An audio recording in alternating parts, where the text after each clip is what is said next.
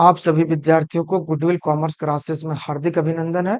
आज मैं पुनः subject business study class 12th में मैंने मैनेजमेंट का जो क्लास ले रहे थे, आज मैंने उसी का कर्व को बढ़ाते हुए आज का जो मेरा टॉपिक्स है वो प्रिंसिपल ऑफ मैनेजमेंट है, प्रबंध का सिद्धांत। और उसी पे मैंने चर्चा करूंगा। बहुत सारे साइंटिस्ट हैं, बहुत सारे वैज्ञानिक हैं जो अपने अपने तरीके से प्रिंसिपल ऑफ मैनेजमेंट पर अपना विचार, अपना मत दिए। उसी के सिद्धांत को आज मैं एक्सप्लेन करने की बात कर रहा हूं। तो सबसे पहला क्वेश्चन उठता है कि प्रबंध का सिद्धांत का अर्थ क्या है, फिर उसके कॉन्सेप्ट क्या है, फिर उसकी विशेषताएं क्या क्या है। फिर जब हम विशेषताएं समझेंगे तो इसका मेन जो सिद्धांत है वो हेनरी फ्योल का है और F.W. टेलर का है। जेम्स डी म्यूनी भी दिया था, लेकिन उसकी सिद्धांत मान्य हुआ। सिद्धांत का अगर शाब्दिक अर्थ पूछा जाए तो किसी भी तथ्य के बारे में अपना विचार, अपना मत, अपना ओपिनियन देना, अपने अनुसार से वो आपका सिद्धांत हो। कोई जो नहीं, वो सिद्धांत आपका मान्य हो जाए, लेकिन विचार देना, मत देना अपने अनुसार से आपका वो सिद्धांत। प्रिंसिपल ऑफ मैनेजमेंट क्या है? Principle management is a general instruction and guideline, observation and experimentation के बेस पर किसी भी विषय पर अपना ऑब्जर्व करो कि पिछले वाले लोग ने कैसे कैसे वो काम को किया, फिर उस पर एक्सपेरिमेशन करो, उसको डेवलपमेंट करो कि हम इस काम को इस प्रकार से हम कर सकते हैं और उसकी अप्लाई कीजिए। फिर जब सिद्धांत पर अगर आप काम करेंगे तो उसकी क्या क्या बेनिफिट होंगे? पहला, समान मार्गदर्शन मिलेगा। दूसरा, अभ्यास और प्रयोग के द्वारा आप विकसित करेंगे। सिद्धांत लोचशील होता है, कानून के जैसा कठोर नहीं होता है। According to situation, according to समय के अनुसार से उसको बदला जाता है, चेंज कर दिया जाता है। और सुदृढ़ संगठन है और उसमें हर सिद्धांत में कारण और परिणाम होता है, रीजन और कॉजेज होता है। तो आप किसी भी सिद्धांत से काम करेंगे तो कहीं डिफिकल्ट नहीं लगेगा।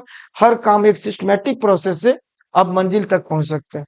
अगर मेरे अनुसार से आप क्लास की तैयारी करोगे तो ये पता नहीं चलेगा आपका सब्जेक्ट में कि कहाँ पर टफ है और कहाँ इजी। आपको इजी वे में एक सिस्टमेटिक प्रोसेस से आपको मंजिल तक पहुंचा देंगे, लेकिन वो पता भी नहीं चलेगा, क्योंकि आप कोई भी काम को खुद ब कर सकते हैं। तो कहीं कहीं डिफिकल्ट भी लग सकता है, कहीं कहीं दिक्कत भी हो सकता है, लेकिन किसी के विचार, किसी की आइडिया, किसी के थिंकिंग के बेस से आप काम करेंगे तो वो काम समान मार्गदर्शन लगेगा। और जो सिद्धांत का प्रतिपादन किया गया वो दो विधि से किया गया, ऑब्जर्वेशन और एक्सपेरिमेशन से। और उसके सुदृढ़ संगठन है और कॉजेज और परिणाम है, मतलब कारण और परिणाम है सिद्धांत में, और सिद्धांत लोचशील होता है। आज का जो मेरा चर्चा करने का मकसद है हेनरी फ्योल का मेन सिद्धांत और F.W. टेलर का पढ़ाना। हेनरी फ्योल का जन्म फ्रांस में हुआ था और उसका जन्म 1841 ईस्वी में हुआ था। और एक कंपनी था मैनिंग का, उस कंपनी में छोटे कनिष्ठ अधिकारी के रूप में वहां पर घुसा था उस संस्था में, प्रशिक्षण लेने के उद्देश्य से। और उस संस्था में इतना मेहनत किया कि उस व्यक्ति को मेन अधिकारी बना गया, चीफ एग्जीक्यूटिव बन गया। और जब मेन पोस्ट पर गया तो उसको जो फीलिंग हुआ, जो आभास हुआ कि क्या होना चाहिए और क्या नहीं होना चाहिए, और इसके अकॉर्डिंग उसने 14 बात बोला और प्रिंसिपल ऑफ सिद्धांत में, और वो 14 ही बात उसका सिद्धांत बन गया। इसलिए आज भी हम लोग बोलेंगे कि एडमिनिस्ट्रेटिव का फादर, प्रशासनिक प्रबंध का पिता कौन है, तो हम लोग हेनरी फ्योल को बोलते हैं। उसने जितने भी उस संस्था को किया वो सब सिद्धांत बन गया। मुख्य रूप से 14 बात को किया और 14 सिद्धांत, जिसमें से पहला वर्क डिवीजन किया, कार्य का विभाजन किया। दूसरा, अथॉरिटी एंड रिस्पॉन्सिबिलिटी किया, अधिकार और उत्तरदायित्व लाए। तीसरा, अनुशासन लाए, डिसिप्लिन। चौथा, आदेश की एकता, निर्देश की एकता, व्यक्तिगत हित को समान हित के सामने गौण मानना, सेकंड मानना, जहां सबों की बात आती है उसको प्राथमिकता देना, ना कि एक व्यक्ति का, इंडिविजुअल की बात पर लग करके सारी व्यवस्था को चेंज करना, वो नहीं माना। शीघ्र निर्णय, क्विक डिसीजन, ठीक है, सोपान श्रृंखला। और इस प्रकार से उसने पूरे बातों को, टोटल 14 बात बोला है, उसी 14 सिद्धांत को हम लोग को पढ़ना है, जिसको एडमिनिस्ट्रेटिव का फादर बोला गया, हेनरी फ्योल का। और दूसरा है साइंटिफिक का पिता, जिसको हम लोग F.W. टेलर को बोलते हैं, फ्रेडरिक विस्लो टेलर, जो इसका जन्म अमेरिका के फिलाडेल्फिया में हुआ था। उसका जन्म 1856 ईस्वी में हुआ था और एक मिडवेल स्टील वर्क का एक फैक्ट्री था, उसमें वो अभियंता के रूप में कार्यरत थे। और उसने ज्यादा जोर ताकत पर नहीं, टेक्निक पर दिया कि आज का युग साइंस का युग है, नोट रोल आउट। आज का युग कोऑपरेटिव है, नॉट इंडिविजुअल। और प्रत्येक व्यक्ति कैसे डेवलप करेंगे, कैसे अपनी विकास कर सकता है, अपनी उन्नति कर सकता है, कैसे स्टार्टअप खड़ा कर सकता है, कैसे वो व्यक्ति अपनी पद का उन्नति कर सकता है, इसी सारी बातों पर F.W. टेलर ने जोर दिया है। तो चलते हैं, मैं थियोरेटिकल के बेस से इतना समझाएं, फिर इसी चीज को आज मैंने लिख करके बताने का प्रयास कर रहा हूं। चैप्टर का नाम मैंने बोला चैप्टर 2 है, ठीक है। चैप्टर का नाम प्रिंसिपल ऑफ मैनेजमेंट। क्या बताना बोलो? प्रिंसिपल ऑफ मैनेजमेंट, प्रबंध का सिद्धांत। प्रबंध का सिद्धांत। तो मैंने बताया जो प्रिंसिपल ऑफ मैनेजमेंट है, ये जनरल इंस्ट्रक्शन और गाइडलाइन है, जिसको हम लोग ऑब्जर्वेशन और एक्सपेरिमेशन से डेवलप किया है। तो सिद्धांत क्या है? वह तथ्य है जो किसी भी विषय पर अपना विचार, अपना मत देना, अपने अनुसार से सिद्धांत कहलाता है। और इसका जो प्रतिपादन किया गया है, दो रूप में किया गया है, ध्यान देना। पहला है अवलोकन विधि, अवलोकन विधि, और दूसरा है प्रयोग आत्मक प्रयोग। पहला आता है ऑब्जर्वेशन, ऑब्जर्वेशन मेथड्स, और दूसरा आता है आपका एक्सपेरिमेशन मेथड। दो मेथड से सिद्धांत का प्रयोग किया गया, ठीक है, उससे डेवलप किया गया। अब किसी भी सिद्धांत से अगर आप काम करते हैं तो आपको क्या भेटेगा? पहला समान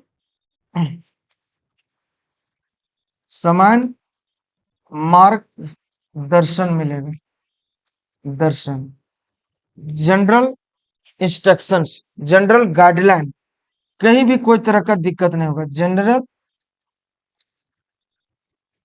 गाइडलाइन। दूसरा अभ्यास एवं प्रयोग से विकसित करना है, विकसित ऑब्जर्वेशन एंड एक्सपेरिमेशन से डेवलप किया गया है। तीसरा आता है आपका फ्लेक्सिबिलिटी है, जिसको हम लोग लोचशील बोलते हैं, लोचशील है, फ्लेक्सिबिलिटी है, सिद्धांत जो आपका है फ्लेक्सिबिलिटी है। फिर तीसरा जो आपका आता है, पहला समान मार्गदर्शन, अभ्यास और प्रयोग के द्वारा विकसित, लोचशील है। तीसरा आता है सुदृढ़ संगठन, देश के हित में आता है। और चौथा आता है reason and causes, causes and result, कारण और परिणाम भी जानना। इस प्रकार से सिद्धांत का प्रयोग किया गया है। नेक्स्ट क्वेश्चन आता है हम लोग को, सिद्धांत में जो हम लोग पढ़ना है वो पढ़ना है हेनरी फ्योल का। तो मैंने बताया एडमिनिस्ट्रेटिव सिद्धांत का जो फादर है, एडमिनिस्ट्रेटिव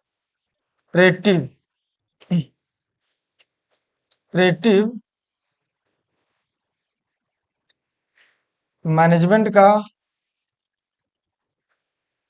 फादर बोला गया है, वो हेनरी हेनरी फ्योल को ही बोला गया। किसको बोला? बोलो, हेनरी फ्योल को ही बोला गया।